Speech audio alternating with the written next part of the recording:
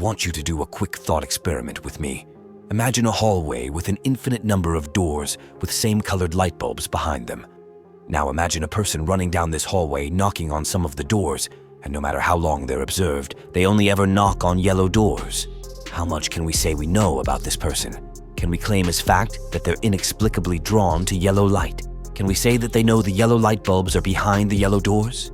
Can we say that they're even aware of the light bulbs at all?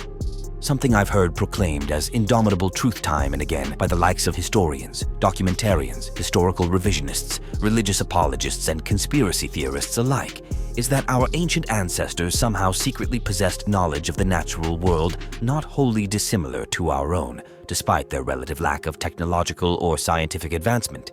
For a ready example, I've lost track of the number of times I've heard people proclaim how borderline miraculous it is that the Abrahamic mystics or druids, or insert whatever your favorite religious order is here, apparently understood the eldritch science of hand-washing millennia before anyone knew about germ theory.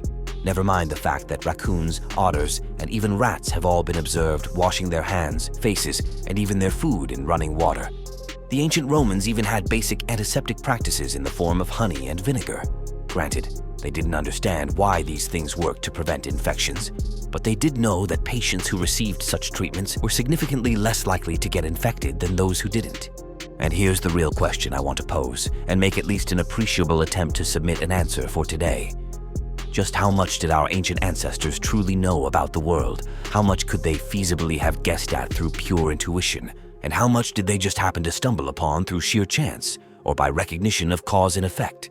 For another example, there's an account of an old English sailor whose ship was wrecked in the Solomon Islands, and he wound up living with the natives for over 5 years, during which period he observed that they were almost obsessively cleanly, always being sure to gather up every last little bit of debris from when they groomed, digging a little hole and then burning and burying it, and being almost creepily polite.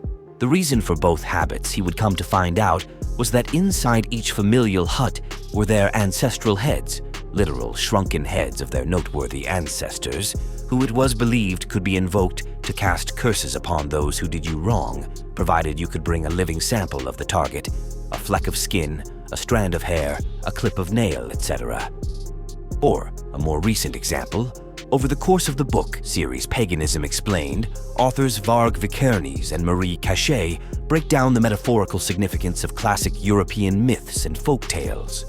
Book 2 specifically goes into fairly graphic detail on the symbology behind the Red Riding Hood, specifically talking about how the story of Little Red being sent by her mother to meet her elderly grandmother is allegorical of the female life cycle, the big bad wolf being a cautionary tale of how wolves, meaning ill-intentioned men, would take advantage of young, unaccompanied girls if given the chance, and the huntsman represents the faithful husband.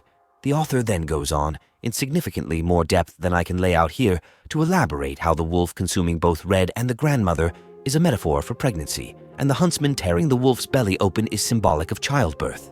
If that sounds like a big stretch to you, now you understand why I'm making this video. Now, did I tell you all that just to wring an extra minute or two out of an admittedly somewhat anemic video? Yes, I did. Could I have easily dragged it on for another 15 or 20 if I'd really wanted to? Most assuredly. So be thankful that I'm feeling merciful today, even if mostly towards myself since I'm the one who has to record and edit these things.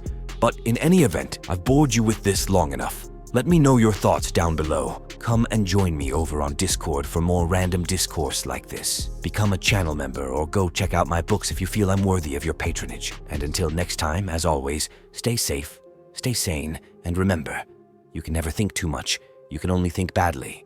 Peace be upon you.